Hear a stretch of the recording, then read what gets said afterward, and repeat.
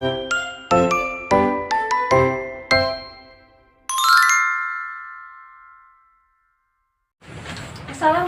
warahmatullahi wabarakatuh. Perkenalkan, nama saya Maulidatul Laksana Putri dengan NIM 2414070071 dari kelas PGIC. Di sini, pada kesempatan ini saya akan menyampaikan sepertiga materi dengan judul metode dan teknik serta taktik pembelajaran. Nah, yang pertama kita akan membahas apa sih yang dimaksud dengan metode. Jadi, teman-teman, metode adalah suatu langkah-langkah atau prosedur atau yang disebut dengan sikap untuk mengatur atau mengarahkan proses pembelajaran. Nah, di sini kita akan membagi jenis-jenis metode pembelajaran. Sebelum itu, kita harus mengetahui yang namanya segitiga pembelajaran. Jadi, segitiga pembelajaran itu bisa kita sebut juga dengan komponen utama dalam pembelajaran. Jadi, pada bentuk segitiga yang digambar ada yang namanya siswa. Pada komponen utama yang pertama adalah siswa. Yang komponen kedua yaitu adalah sumber belajar. Nah, yang ketiga ada yang namanya guru. Nah, dari sini kita bisa mengetahui jenis-jenis metode pembelajaran. Nah, yang pertama kita akan mengambil jenis-jenis pembelajaran yaitu antara interaksi antara siswa dengan murid atau guru dengan siswa. Nah, apa aja sih metode pembelajaran? Jenis-jenis metode pembelajaran yang berkaitan dengan siswa ke guru atau guru ke siswa. Nah, yang pertama adanya metode ceramah. Nah, teman-teman tahu kan apa yang dimaksud dengan metode ceramah? Jadi, metode ceramah adalah di mana guru menyampaikan informasi atau materi pembelajaran melalui di kelas melalui lisan. Nah, yang kedua ada metode tanya jawab. Nah, metode tanya jawab merupakan metode di mana guru bertanya kepada siswa atau siswa bertanya kepada gurunya. Nah, lalu yang ketiga ada metode diskusi. Jadi, metode diskusi ini biasanya terjadi di dalam sebuah kelompok bagi siswa. Metode diskusi ada dua macam. Yang pertama ada diskusi besar dan juga diskusi kecil. Nah, diskusi besar yaitu di mana interaksi antara guru dengan siswa di kelas. Dan sedangkan diskusi kecil yaitu di mana interaksi antara siswa dan siswa di dalam sebuah kelompok. Jadi, metode diskusi adalah metode di mana guru atau siswa menyalurkan pendapat mereka terhadap pembelajaran di dalam kelas ataupun di dalam kelompok yang telah dibentuk. Nah, berikutnya ada metode demonstrasi. Jadi, metode demonstrasi adalah di mana guru mempraktikkan langsung atau memberikan contoh langsung cara pembelajaran. Contoh pertama yaitu contoh demonstrasi yaitu di mana guru memperagakan di mana cara mencuci tangan yang benar. Itu contohnya cara menggosok di sela-sela jari, di punggung jari agar tangan tetap bersih. Nah, inilah disebut dengan metode demonstrasi. Nah, kalian ingat kan tadi yang segitiga? Lalu yang kedua, jenis metode yang berdasarkan siswa ke sumber belajar. Nah, yang pertama adanya metode studi tour. Nah, studi tour ini apa sih? Studi tour itu jangan dibayangkan adalah di mana kita harus menyewa bus atau pergi ke tempat-tempat jauh untuk melakukan pembelajarannya. Studi tour adalah di mana guru mengajak siswa tersebut menuju ke suatu tempat untuk mempelajari atau mendapatkan suatu pengetahuan. Nah, yang kedua adalah metode simulasi. Nah, pasti banyak kan yang bingung apa sih perbedaan antara simulasi dengan demonstrasi. Nah, demonstrasi tadi adalah di mana guru memperagakan atau memberikan contoh langsung kepada siswa. Sedangkan simulasi adalah metode di mana guru memberikan situasi nyata terhadap pembelajaran.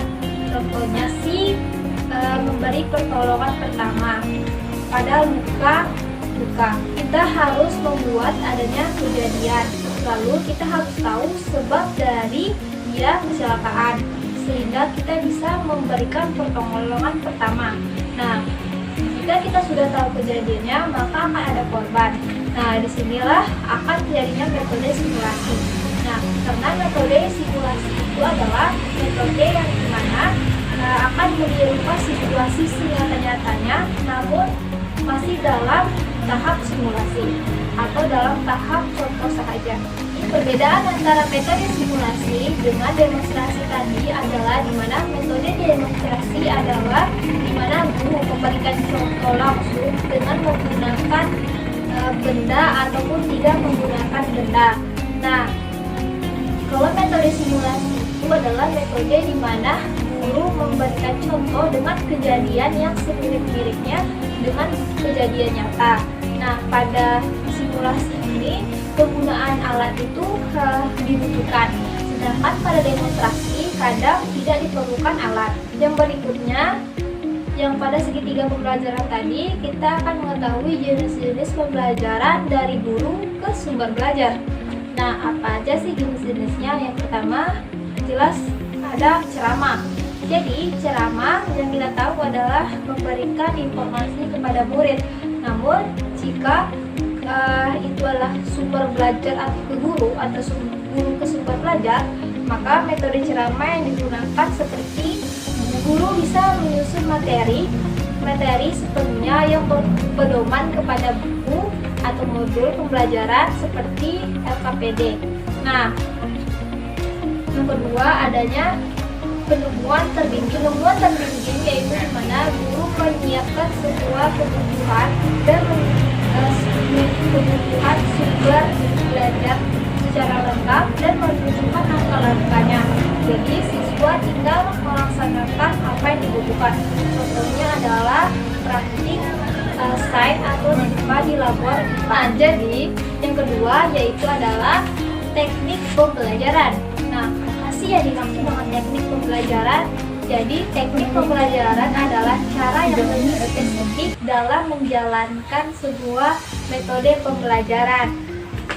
Nah, jadi saat menggunakan teknik ini, guru bisa menggunakan metode yang sama, tetapi bisa menggunakan teknik yang berbeda-beda walaupun metodenya sama. Contohnya, saat guru menggunakan metode pembelajaran tanya jawab. Jadi, jika guru menggunakan metode tanya jawab saja, guru pasti akan menanyakan kepada siswa, yaitu bakal terjadi percakapan dua arah. Dan kadang saat guru bertanya kepada siswa, siswa akan merasa takut salah menjawab. Nah, jadi digunakanlah di sini namanya teknik. Penggunaan teknik yaitu adalah membuat sebuah metode pembelajaran itu menjadi lebih menyenangkan dan lebih mudah dipahami oleh murid. Nah, yang tadi, jika guru menggunakan metode pembelajaran tadi, akan membuat siswa merasa takut salah jika menjawab. Nah, tapi jika kita menggunakan teknik pembelajaran, akan membuat siswa lebih mudah mengerti pembelajaran. Contohnya, menggunakan teknik snowball throwing atau teknik permainan lempar bola atau bola salju. Jadi, cara penggunaan teknik snowball throwing ini yaitu guru akan meminta siswa menyiapkan pertanyaan masing-masing. Lalu pertanyaan tersebut akan dikumpulkan ke depan dan dikumpulkan kepada guru. Lalu guru akan membentuk sebuah bola.